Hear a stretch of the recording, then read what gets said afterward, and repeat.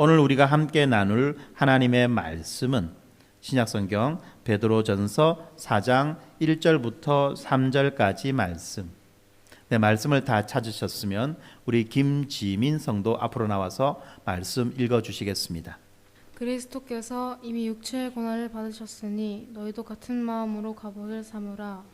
이는 육체의 고난을 받은 자는 죄를 그쳤음이니 그 후로는 다시 사람의 영역을 따르지 않고 하나님의 뜻을 따라 육체의 남은 때를 살게 하려 함이라. 너희가 음란과 정욕과 술 취함과 방탕함과 향락과 무법한 우상 숭배를 하여 이방인의 뜻을 따라 행한 것은 지나갈 대로 족하도다. 아멘. 이방인의 뜻을 따라 행한 것은 지나간 대로 족하도다라고 그렇게 말씀하고 있죠. 이 베드로전서 4장 1절부터 3절까지 말씀을 이제 우리가 살펴볼 차례가 되었는데요. 이 말씀은 우리에게 이 세상의 반대와 또 고난에 직면해서도 거룩하게 살아가라고 그렇게 강력하게 말씀하고 있는 부분입니다. 베드로 사도는 이 본문에서 성도들에게 육체의 고난을 이미 받으신 그리스도와 같은 마음으로 무장하여 하나님의 뜻을 위하여 살도록 그렇게 우리를 권면하고 있습니다. 다시 한 번 더 강조하지만 이러한 말씀들은 우리가 지금까지 살펴보았던 이 베드로전서 전반부에서 이야기했던 이 성도들의 정체성을 전제로 하는 말씀인 것입니다. 베드로 사도는 이 베드로전서 전반부에서 이 성도의 정체성을 무엇라고 말하느냐 하면 하나님의 택하심을 받아 영원한 집으로 가는 여정을 하고 있는 거류민이며 나그네다. 또한 거룩한 백성으로 세우심을 받은 새로운 존재다. 그리스도의 사랑과 긍휼을 받아 새로운 삶을 시작한 자다라고 그렇게 말해주고 있지요. 그러한 자기 때문에 우리는 썩어져 가지 않는 영원한 살아있는 소망을 품고 살 수 있게 되었고요.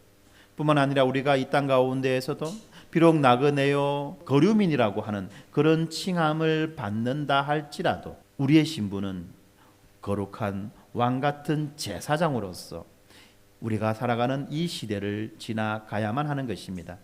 성도는 자신이 어떤 자이며 그가 어떻게 살아야 하는지를 분명히 알아야만 합니다. 성도가 어떤 자인지, 내가 어떤 존재인지, 그리고 또 내가 어떻게 살아야 되는지를 분명히 알아라고 베드로전서는 우리에게 말씀해주고 있죠. 그런데 그거 못지않게 중요한 것이 있습니다. 그것은 뭐냐면 우리를 둘러싸고 있는 그 환경이 어떤 환경인지를 우리는 통찰력 있게 파악해야만 하는 것입니다. 베드로는 그들이 이 땅의 나그네요 거류민이라고 말했습니다. 왜 이 땅의 나그네요 거류민이라고 말했느냐? 그것은 바로 그들을 둘러싸고 있는 이 환경이, 그 상황들이 그렇게 녹록하지 않다는 거죠. 어디를 가더라도 환영받지 못하고 어느 곳에 있더라도 뿌리 내리고 살아가지 못하게 되는 바로 그러한 적대적이고 열악한 환경 속에 살아갈 수밖에 없는 것을 이 나그네요 거류민이라는 이 말로써 표현하고 있는 것입니다. 우리가 살아가는 이 환경, 이 시대도 마찬가지죠. 이 복음이라고 하는 것 때문에, 이 복음을 믿는다라고 하는 이것 때문에 그들의 삶의 방식과 같은 방식으로 살아가지 않는다라고 하는 그 이유 때문에 은근히 또는 대놓고 따돌림을 당하는 그런 경우들이 있다는 것입니다. 그런 상황 속에서도 우리가 어떻게 살아야 될까? 그런 상황 속에서 우리가 어떻게 살아야 될까? 이러한 말씀을 본문이 해주고 있는 것입니다. 이제 우리가 본문을 한번 살펴보도록 하겠습니다.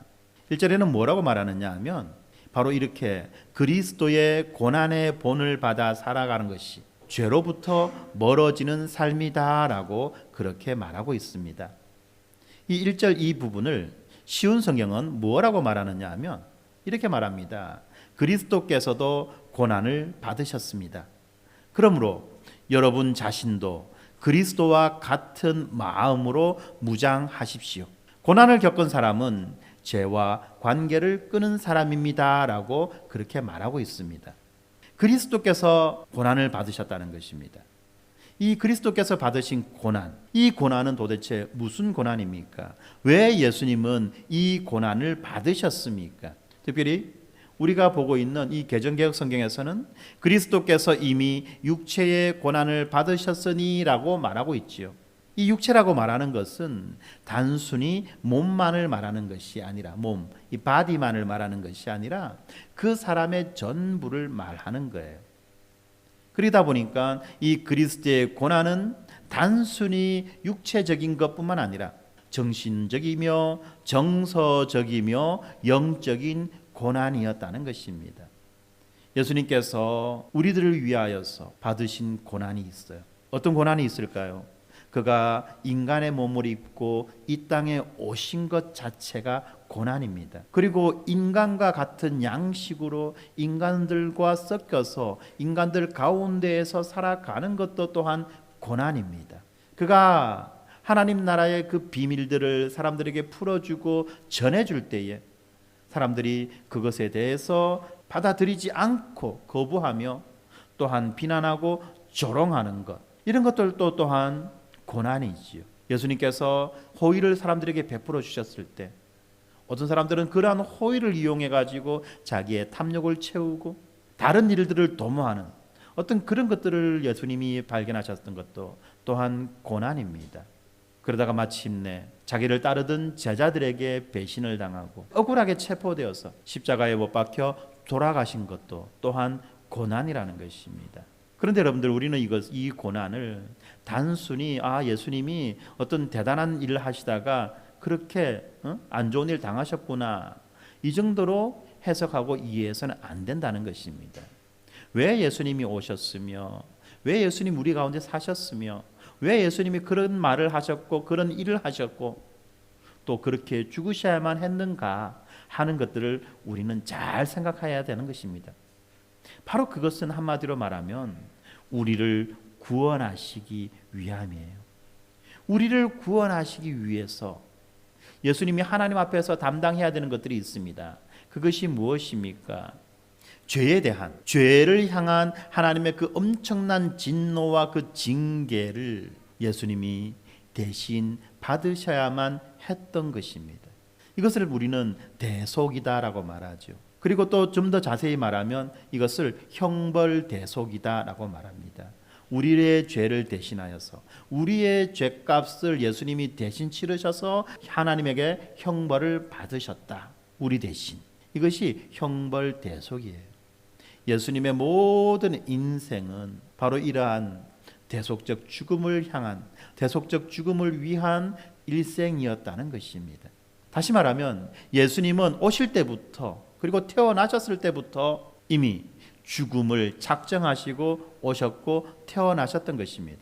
자, 그러한 예수님의 삶, 예수님의 인생이었어요. 바로 그러한 것을 지금 본문에서는 예수님께서 이미 육체의 고난을 받으셨다라고 그렇게 말씀하시는 것입니다. 예수님은 우리를 대신해서 이 하나님의 진노를 온전히 받으신 것입니다. 본문은 계속해서 이렇게 말하죠. 너희도 같은 마음으로 갑옷을 삼으라. 마음으로 갑옷을 만들라고 해요. 근데 어떤 마음이냐 하면 앞에 보니까 같은 마음이에요. 같은 마음으로 갑옷을 삼으라. 누구와 같은 마음일까요? 바로 앞에 있는 예수 그리스도, 고난 당하신 예수 그리스도의 마음이라는 것입니다. 이 마음은 우리를 사랑하시기 위해서 그리스도께서 이 땅에 오셨고 우리 가운데 사셨으며, 그리고 우리를 위하여 죽으실 때까지 가지셨던 그 모든 마음을 말하는 것입니다. 이 마음은 그리스도께서 사람들을 위해서 고난 속에서도 사랑하고 인내하며 또한 끝까지 온유했던 바로 그 대속적인 마음이며 태도라고 말할 수 있는 것입니다. 그래서 빌립보서 2장 5절 8절에 보면 이런 말씀이 있지요. 너희 안에 이 마음을 품어라. 곧 그리스도 예수의 마음이니 그는 근본 하나님의 본체시나 하나님과 동등됨을 취할 것으로 여기지 아니하시고 오히려 자기를 비워 종의 형체를 가지사 사람들과 같이 되었고 사람의 모양으로 나타나사 자기를 낮추시고 죽기까지 복종하셨으니 곧 십자가에 죽으심이라. 조금 전에 제가 말씀드렸던 그 내용을 빌립보서에서는 이렇게 명확하게 말씀하고 있다는 것입니다.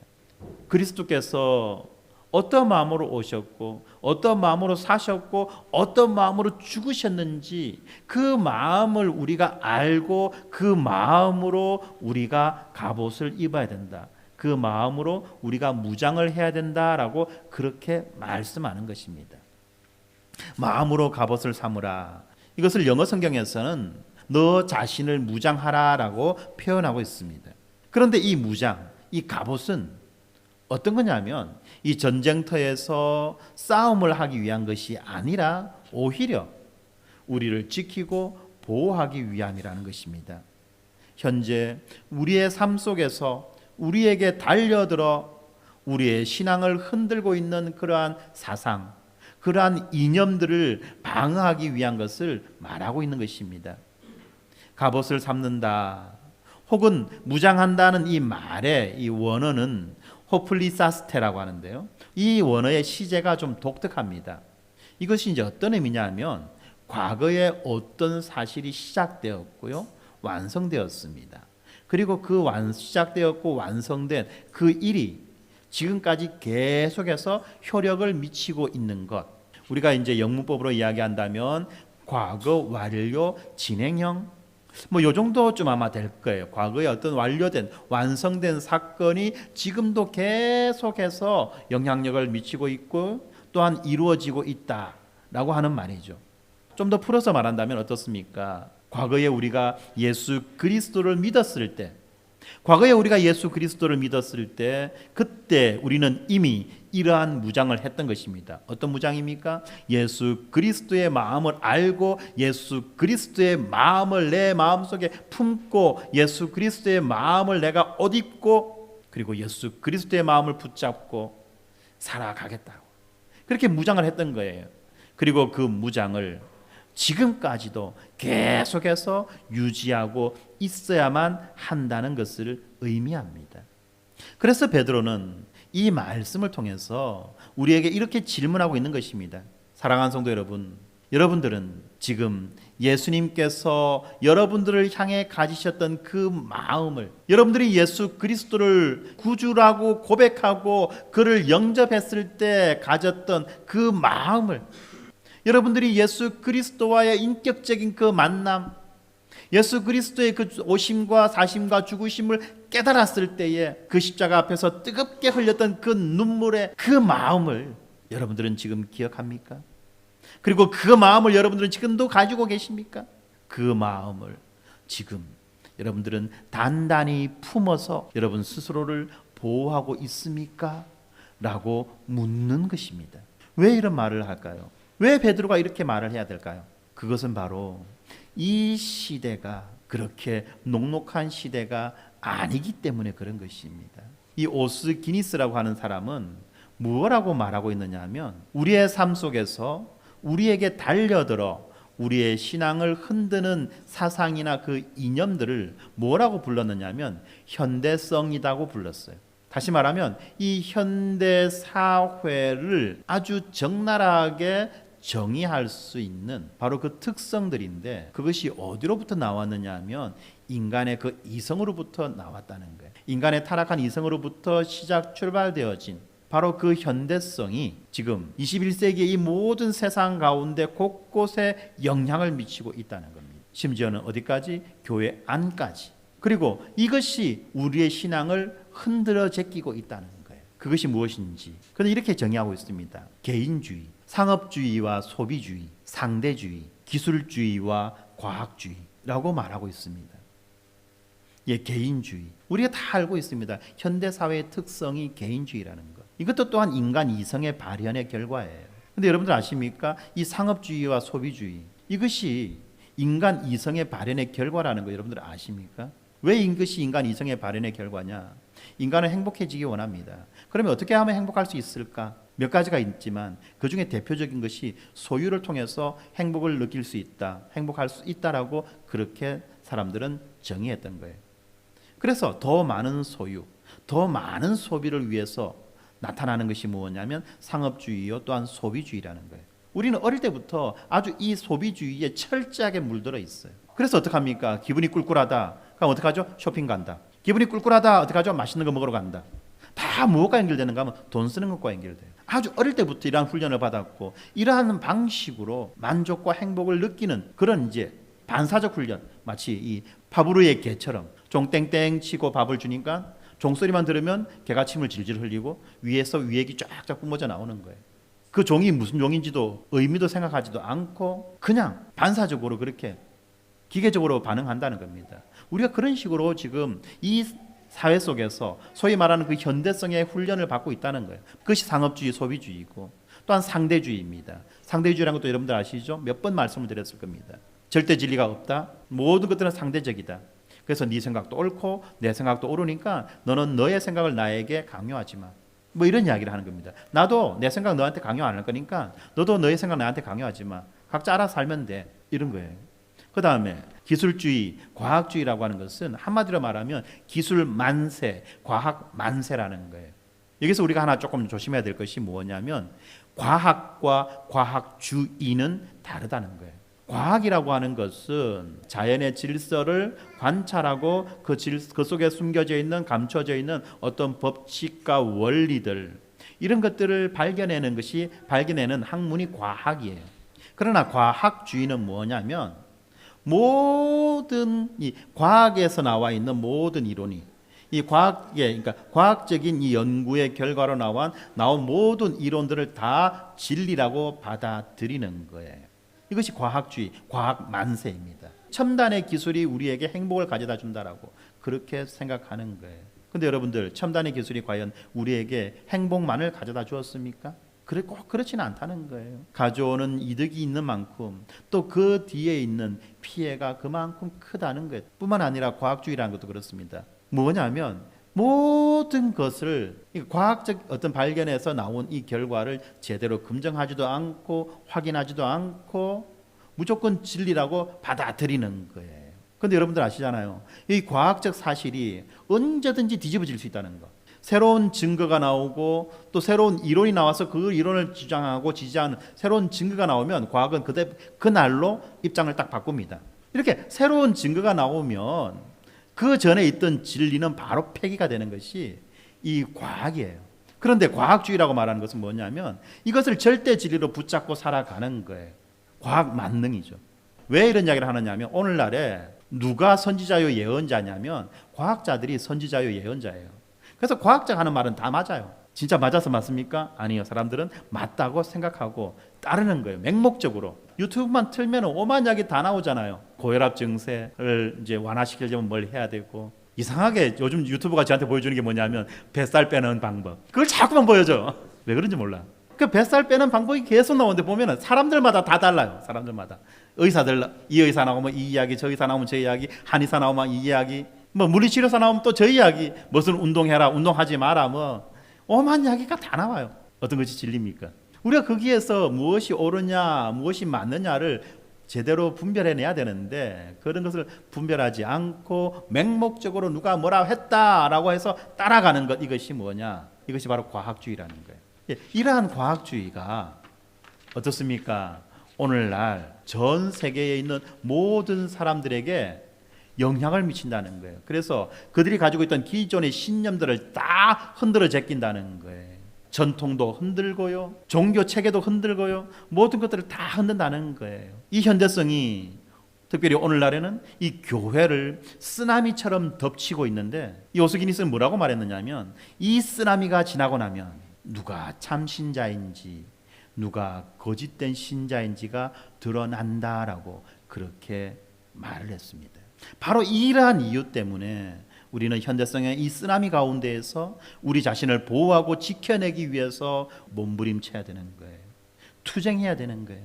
바로 이러한 몸부림과 투쟁이 우리가 당면한 가장 큰 고난이며 또한 핍박이다라고 말할 수 있는 것입니다. 이러한 고난 속에서 우리는 어떻게 해야 되느냐? 끝까지 견디는 인내. 이 끝까지 견디는 인내를 통해서 하나님에 대한 우리의 신실함과 신뢰를 드러내어야만 하는 것입니다. 우리가 이렇게 하나님을 향한 신실함과 신뢰를 드러내며 살아갈 때에 어떤 결과를 우리가 얻을 수 있느냐? 이 죄는 자연스럽게 우리에게서 멀어지는 거예요. 그리스도와 같은 마음으로 그리스도처럼 그렇게 고난당하고 현대성과 맞서 싸우는 자들이 죄를 그친다는 겁니다. 죄를 멀리 한다는 거예요. 죄가 그 사람에게 어떤 영향을 미칠 수 없다는 것입니다. 가능할까요? 우리가 인간인데, 우리는 아담에게서 태어난 자들인데 어떻게 이러한 삶을 살 수 있을까요? 죄를 멀리하는, 죄의 영향으로부터 벗어난 그런 삶을 살 수 있을까요?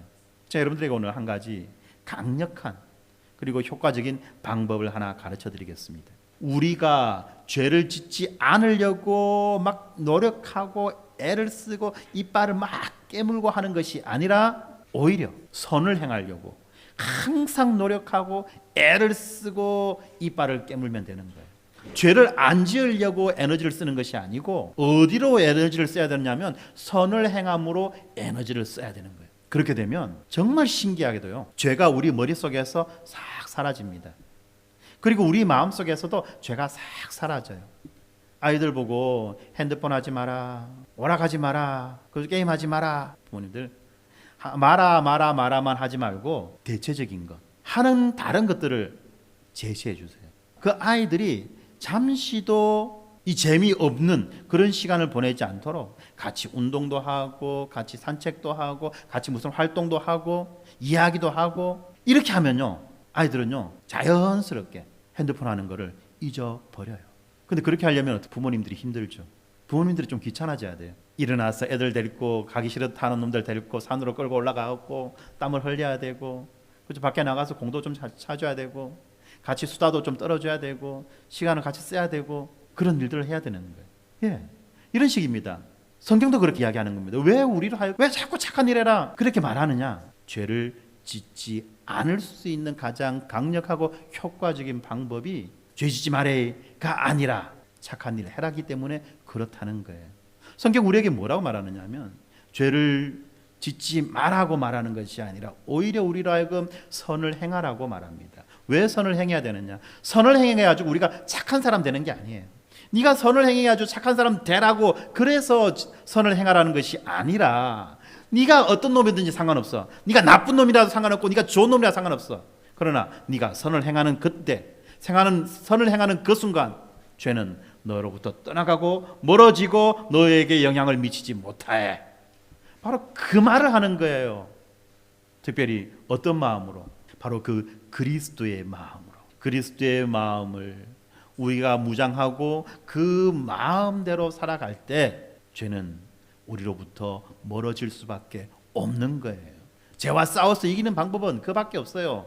자꾸 죄 미워하고 죄를 어떻게 하고 막 영적으로 막 대적한다 해가지고 막 뭐라 하고 하면 할수록 죄의 세력은 점점점 더 커집니다. 죄는요 우리의 미움과 저주를 먹고 자라요. 자기 딴에는 죄를 멀리한다고 막 죄를 저주하고 욕하고 미워하고 하죠. 그러면 죄는 더 강력하게 우리에게 다가오는 것입니다. 네, 이어서 이제 2절을 보겠습니다. 2절의 말씀은 한마디로 말하면 하나님의 뜻대로 살아라.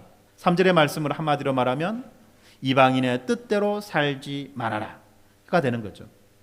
쉬운 성경에서 뭐라고 말하느냐면 여러분의 남은 생애를 사람들이 좋아하는 악한 일을 하면서 보내지 말고 하나님이 원하시는 일들을 하며 살아가십시오라고 말합니다. 여기에서 우리는 이 육신의 죄악된 욕망에서부터 돌이켜서 하나님의 뜻을 행하고자 거룩하게 살아가라는 그 하나님의 부르심을 볼 수 있는 것입니다. 하나님의 뜻을 쫓아 선하게 살아라, 선행을 해라라고 하니까 어떻게 보면 이것이 마치 어떤 율법주의적인 그런 규칙을 따르라고 그렇게 말하는 건 아니냐라는 생각을 할 수 있습니다. 그런데 그것이 아니에요. 이것이 율법주의적으로 우리로 하여금 얽어매거나 율법주의적으로 살아가라라고 말하는 것이 아니라 우리 안에 있는 성령 하나님께서 우리를 변화시키는 그 일에 우리의 삶을 바치고 순종하라는 바로 이러한 거룩으로의 초대인 것입니다. 성도 여러분, 우리가 예수 그리스도를 주로 고백하고 세례를 받을 때 우리는 다 성령을 받았습니다. 아멘입니까? 저만 받은 거 아니죠, 설마? 여러분들 모두가 예수 그리스도를 주라고 그리스도라고 고백하고 세례를 받았을 때 여러분들은 다 성령을 받았어요. 그래서 우리는 성령의 인침을 받은 자이며 성령으로 예수 그리스도와 연합된 자입니다. 그 증거가 무엇입니까? 바로 우리가 이렇게 교회로 모여서 예배드리고 교회로 모여서 살아가는 것입니다. 자, 그런데 성령의 이 역사하심의 방식, 이 성령의 역사하심의 이 방식은 결코 우리의 자유의지, 우리의 인격, 우리의 자존감 이런 것들을 꺾고 무너뜨리고 역사하는 것이 아니에요. 우리를 인정하고 존중하시면서 우리로 하여금 자발적으로 그분 앞에 나와 무릎 꿇고 그분 앞에 순종하는 것을 성령은 원하시고 또 그렇게 요구하시고 그런 방향으로 우리를 이끌어 가십니다. 그렇기 때문에 성령 하나님은요, 우리 안에서 끊임없이 우리를 변화시키려고 그렇게 애를 쓰시고 또 우리에게 그런 감동을 주시고 우리를 하여금 그렇게 살아가게 하는 그런 마음의 소원들을 자꾸 주세요. 그런데 문제는 무엇이 문제입니까? 내가 문제인 거예요. 말을 듣기 싫고 하기 싫은 거예요. 왜? 어색하고 낯서니까. 뭔가 불편할 것 같고 뭔가 귀찮을 것 같으니까 안 하는 거예요. 그러니까 어떻게 합니까? 성령이 야 이놈 시켜 바로 막 한 방 날리가면서 막 퍽퍽 쳐가지고 막 꺾어가지고 질질 끌고 가면 될 건데 절대 그렇게 안 하신다는 겁니다.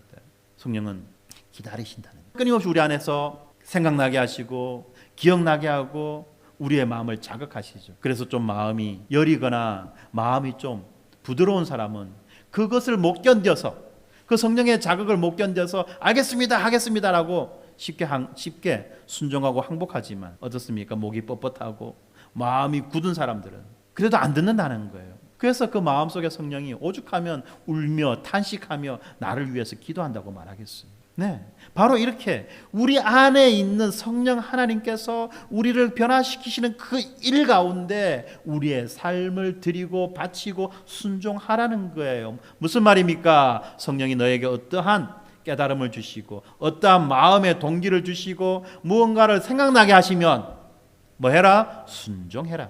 그것이 바로 선행이다 라는 겁니다. 여러분들, 우리는 하여금 끊임없이 착하게 살아라고 하는 것이 나 도둑질하지 마라, 거짓말하지 마라, 훔치지 마라, 싸우지 마라, 패지 마라, 뭐 하지 마라가 아니라, 물론 그런 것들도 포함될 수 있겠죠. 그러나 보다 근본적이고 근원적인 것은 무엇이냐? 내 속에서 성령께서 역사하셔서 나에게 깨달음을 주실 때 즉각적으로 그것에 반응하고 순종하며 살아가라 라고 말씀하시는 겁니다. 다시 말하면 우리 마음의 굳은 살을 어떻게 해야 됩니까? 끌어내야 돼요.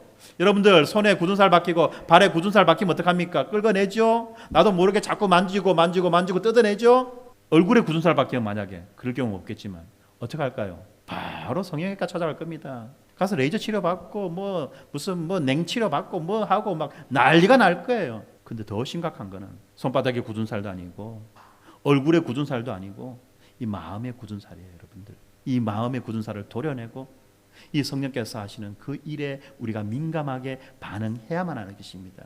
바로 성경은 그것을 이야기하는 거예요. 그래서 선행을 말하는 것입니다. 바로 그런 이유 때문에 우리가 그리스도에게 가까이 나아갈 때에 예수 그리스도께서는 우리가 예수 그리스도를 기쁘시게 하는 삶을 살 수 있게 해주시는 것입니다. 그리고 우리는 어떻습니까? 예수 그리스도의 그 말씀에 순종하는 데서 오는 그 기쁨, 예수 그리스도의 말씀에 순종하는 데서 오는 그 기쁨을 우리가 얻을 수 있는 거예요. 이거 여러분들 얼마나 큰 기쁨이고 이것이 얼마나 순수한 기쁨인지 여러분들 아십니까? 우리가 예수 그리스도의 그 말씀에 순종했을 때 기쁨이 있어요. 기쁨이. 내가 오늘 이 말씀 순종했구나. 예수님이 나에게 이 말씀을 하셨는데 내가 그것을 또 내가 해드렸구나. 이런 기쁨이 있다는 거예요. 이런 기쁨을 아주 단적으로 볼 수 있는 것, 우리 성희를 보면 알 수 있어요. 성희가 자발적으로 와가지고 인사하고 막 물건을 들어주고 뭔가를 막 합니다. 할머니가 오시면 할머니 부축도 해드리기도 하고 어떤 가방도 들어드리기도 하고 막 합니다. 누가 시켜서 하나요? 안 해요. 뭘 바라고 하나요? 아니요. 그냥 해요. 근데 그 표정을 보세요. 완전히 똥싼 표정, 막 썩어가는 그런 표정으로 합니까? 아니죠. 내가 할게요. 자원하고 기쁨으로 하는 거예요. 아이고, 어린아이기 때문에 가능하지. 나이 들어봐라. 저것도 변할 건데. 물론 그럴 수 있습니다. 그런데 그 마음, 그 표정, 그 태도, 그 상태를 우리가 한번 보라는 거예요. 그리고 느끼는 게 있어야 돼요. 바로 그것을 우리가 그리스도 앞에 하는 거예요. 어린아이처럼. 그렇게 될 때 우리에게 주어지는 그 기쁨이 있다는 겁니다. 자발적 순종에서 드러나는 그 기쁨이 있다는 거예요. 그 기쁨을 우리가 누렸으면 좋겠습니다. 예수님께서는 친히 이렇게 아버지의 뜻에 완전히 순종하셨어요.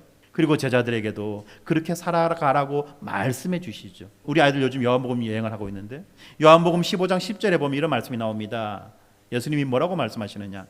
내가 아버지의 계명을 지켜 그의 사랑 안에 거하는 것 같이 너희도 내 계명을 지키면 내 사랑 안에 거하리라 라고 그렇게 말씀합니다. 그렇습니다. 우리가 예수 그리스도의 온전히 순종함으로 우리는 어디에 거할 수 있느냐, 어디에서 살아갈 수 있느냐, 예수 그리스도의 그 사랑 안에서 살아갈 수 있는 것입니다. 사랑하는 성도 여러분, 우리 모두는 사랑받기 원합니다. 그래서 오죽하면 이 복음송도 당신은 사랑받기 위해 태어난 사람 이라는 그런 노래가 나왔겠습니까?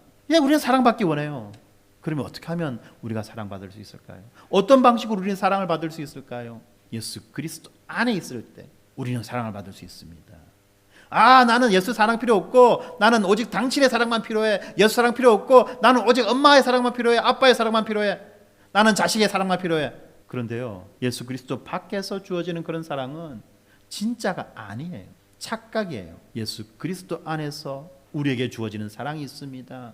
예수 그리스도 안에서 남편에게 주어지는 사랑이 있고 아내에게 주어지는 사랑이 있고 자녀에게 주어지는 사랑이 있고 부모에게 주어지는 사랑이 있어요. 그 사랑이 진짜입니다. 그래서 예수 그리스도 안에서 우리는 사랑을 누려야만 하는 것입니다. 바로 그것 때문에 베드로는 우리의 죄악된 욕망에 굴복하지 않고 하나님을 기쁘시게 하는 삶을 살아가는 것이 너무너무 중요하다라고 그렇게 말씀하는 겁니다. 바로 이것이 오직 우리에게 육체의 유혹을 이기고 하나님의 뜻에 순종하며 살아갈 수 있는 힘과 은혜를 주시는 그리스도의 그 능력으로만 가능하다는 것을 아셔야만 합니다. 우리는 그것을 믿어야 돼요. 우리가 어떻게 육체의 유혹을 이길 수 있느냐? 예수 그리스도의 사랑 안에 흠뻑 젖어서 더 이상 바라는 것이 없게 될 때, 더 이상 다른 갈망이 생겨나지 않게 될 때 우리는 육체의 유혹을 이길 수 있습니다. 그러면 예수 그리스도의 이 사랑을 우리가 어떻게 경험할 수 있을까요? 바로 우리 각자가, 우리 모두가 그리스도에게 순종함으로, 선을 행함으로 그렇게 사랑을 줄 수 있고 또한 그 사랑을 받을 수 있는 것입니다. 그리스도 안에서는 우리가 기쁨으로 받고 기쁨으로 줄 수 있어야만 합니다. 왜? 그렇게 될 때 그것이 우리의 육체의 정욕을 억제하는 거예요. 우리의 육체의 정욕을 억제하는 것이 어디에 산에 가서 돛 닦고 막 자기를 막 쳐서 금식하고 금욕하는 것이 아니라 그리스도의 사랑으로 배부를 때, 더 이상 아무것도 생각하지 않게 될 때, 그때 우리의 육체의 정욕이 꺾여지는 것입니다, 여러분. 그래서 3절이 이렇게 말하는 거예요. 이방인의 뜻을 따르지 말아라. 왜요?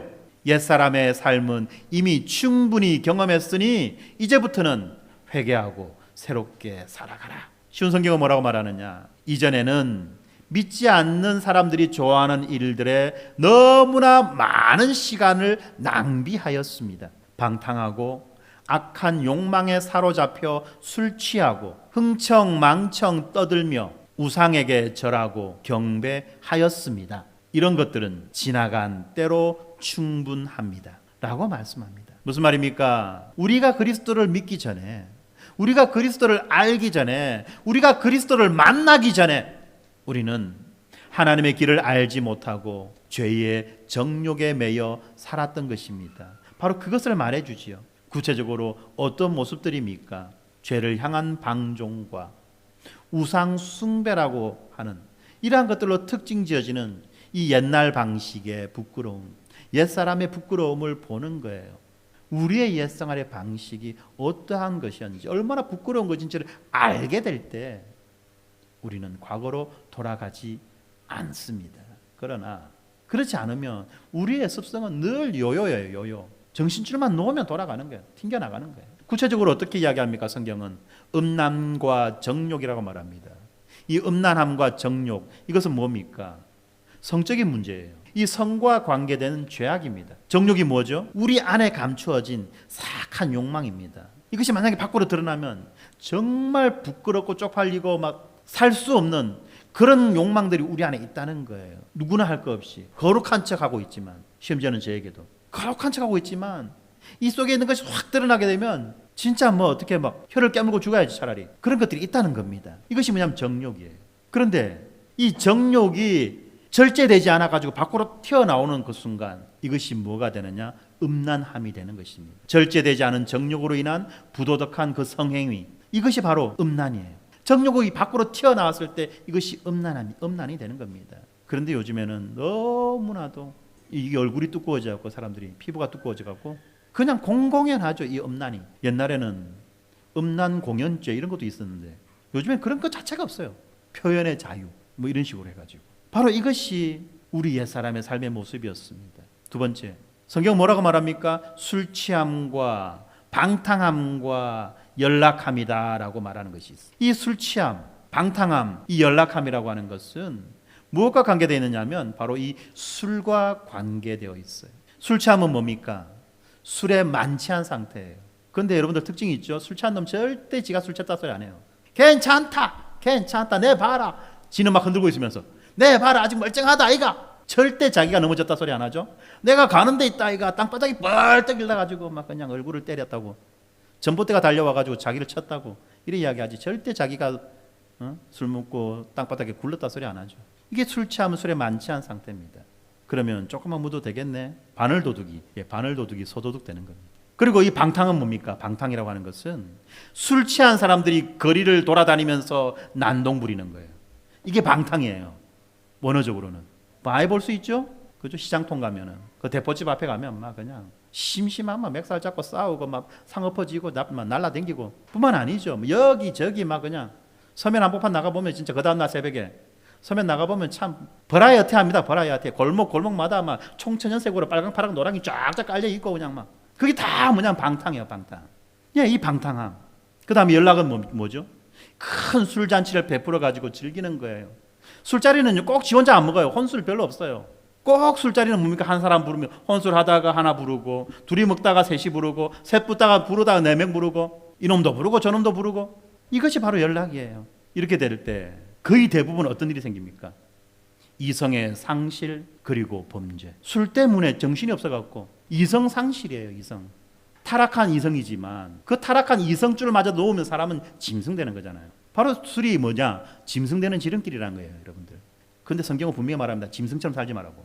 무법한 우상 숭배가 있죠. 이 무법한 우상 숭배 뭡니까? 자연과 양심의 법으로는 도저히 용납될 수 없는 그런 우상 숭배입니다. 구약에 보면 우상 숭배의 모습들이 다양하게 드러납니다. 음주와 음란이 섞인 가증스러운 것들, 심지어는 자기 자식마저도 불에 태워 죽이는 이런 짓들을 하는 것이 우상 숭배예요. 우상 숭배에 빠진 자들의 특징, 이성 상실이에요. 이단에 빠진 자들의 특징, 이성 상실이에요. 여러분들 잘 아셔야 됩니다. 제대로 된 교회는요, 그렇지 않아요. 이런 모든 것들이 무엇입니까? 이러한 죄의 항목들은 바로 아담에게 속한 자라고 하는 것의 증거예요. 이 아담에게 속한 자들은 모두 죄를 범할 뿐만 아니라 하나님을 기억하지 못하게 되고 복음에서 떠나서 이 허탄한 우상에 빠져 무법자로 살고 결국은 멸망의 나락으로 떨어지게 되는 것입니다. 마지막으로 우리가 하나 더 살펴보는 것은 2절에 나와 있는 하나님의 뜻과 3절에 나와 있는 이 하나님의 뜻이에요. 이 두 개 다 뜻이에요. 하나님도 자기의 뜻이 있고 3절에 이방인도 자기의 뜻이 있다고 말합니다. 그런데 여러분들, 이 뜻 한글로 쓰면 똑같은 뜻이지만 이 원어로서는 다른 뜻이라는 걸 알아야 됩니다. 이방인의 뜻이라고 하는 것은 어떤 거냐면 아무런 궁극적인 목적이 없이 그냥 시류에 따라 흔들리며 변하는 거예요. 일종의 유행과 같은 것이에요. 그리고 이것은 끊임없이 우리의 욕망과 우리의 본성을 자극하는 거예요. 그래서 무엇을 뜻으로 생각하느냐 하면 자기의 충동, 자기의 욕망, 이것을 뜻이라고 착각하는 겁니다. 그러니까 욕망이 바뀌고 충동이 바뀌잖아요. 서면 앉고 싶고 앉으면 눕고 싶고 누우면 자고 싶어요. 자꾸 바뀌어요. 자꾸 원하는 거는. 그러니까 어떻습니까? 뜻이 자꾸 바뀌죠. 만족할 수 없는 거예요. 영원히. 그런데 이 하나님의 뜻은 어떤 거냐? 궁극적이며 영원한 목적을 가리키는 것입니다. 이 하나님의 뜻은 우리에게 복과 안식을 주시는 것이며 또한 하나님의 영광을 드러내는 것이죠. 그리고 하나님은 이 뜻을 성취하기 위해서 인류의 역사를 이끌고 계십니다. 그래서 베드로는 우리에게 하나님이 원하시는 일들을 하며 살라고 말씀하시는 거예요. 다시 말하면 하나님의 뜻대로 살아가라라고 말씀하시는 것입니다. 왜? 그렇게 될 때 하나님의 영광이 드러날 뿐만 아니라 그렇게 될 때 우리가 복과 안식을 누리게 되는 거예요. 여러분들 복 받고 싶습니까? 여러분들 편안한 이 안식을 누리고 싶습니까? 한마디로 말하면 여러분들 행복하고 싶습니까? 우리 모두는 행복하고 싶습니다. 그러면 어떻게 해야지만 우리가 진짜 행복할 수 있을까? 바로 이 하나님의 뜻을 따라 살아가는 것입니다. 그것이 바로 우리에게 완전하며 온전하며 썩지 않고 변하지 않는 그 행복을 보장하는 것입니다. 여러분들 이것을 우리가 알아야 돼요. 바로 그것 때문에 바로 그러한 행복을 우리에게 주시기 위해서 예수 그리스도는 십자가에서 우리의 모든 죄를 담당하셨지요. 그리고 이 예수 그리스도로 말미암아서 우리는 죄와 사망의 권세에서 해방되었고 그 안에서 새로운 생명을 얻었습니다. 그 결과로서 우리는 옛 방식을 버리고 하나님의 거룩하고 의로운 기준에 따라 살 수 있게 된 겁니다. 이러한 새 생활은 오직 그리스도를 믿는 믿음으로 가능해지는 것입니다. 이미 우리가 보았듯이 우리는 회개와 믿음을 통해서 새롭게 된 자들입니다. 로마서 6장 4절의 말씀처럼 우리의 옛사람은 그리스도와 함께 십자가에 못 박혔고 우리의 새사람은 새 생명 가운데에서 행하도록 일으킴을 받은 것입니다. 이러한 회개와 새로운 삶에 대한 부르심을 마가복음 1장 15절에서는 이렇게 말하죠. 예수님이 뭐라고 말씀하시느냐? 때가 되었다.